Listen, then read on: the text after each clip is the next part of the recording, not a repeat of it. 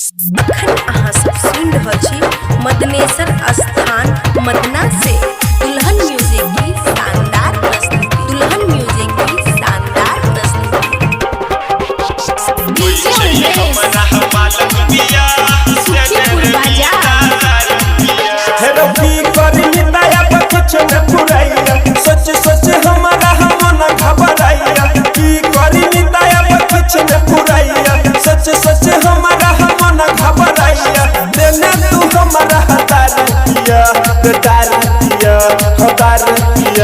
आई होई छै हमारा मालक दिया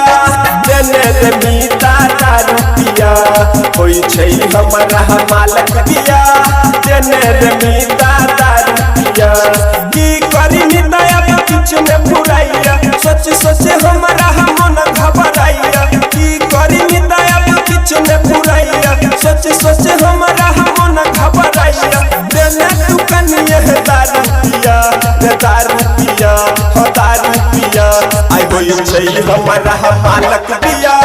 देने रे मीता रुपिया आई होई छै हमारा मालक दिया देने रे मीता रुपिया। अखन अहाँ सब सुन रहल छी दुल्हन म्यूजिक की शानदार प्रस्तुति। होई छै हमारा मालक दिया देने रे मीता रुपिया होई छै हमारा मालक दिया बता अब कोना के रहबै भर भर रात के करा सबतिएबे हेरो तू ही बता अब कोना के रहबै भर भर रात के करा सबतिएबे ओकरा बिना अब हम नहीं रहबै खा के जहर हम आइए मरबै जाके तू ओकरा दही पता होई छै हमारा मालक दिया देने रे मीता रुपिया होई छै हमारा मालक दिया देने रे मीता रुपिया होई छै हमारा मालक दिया देने रे मीता रुपिया। अखन अहाँ सब सुन रहल छी दुल्हन म्यूजिक की शानदार प्रस्तुति। होई छै हमारा मालक दिया देने रे मीता रुपिया होई छै हमारा मालक दिया देने रे मीता रुपिया। चल आई ओकरा घर ओतई फरिएबै बजतै जे की ओत खूब गरिएबै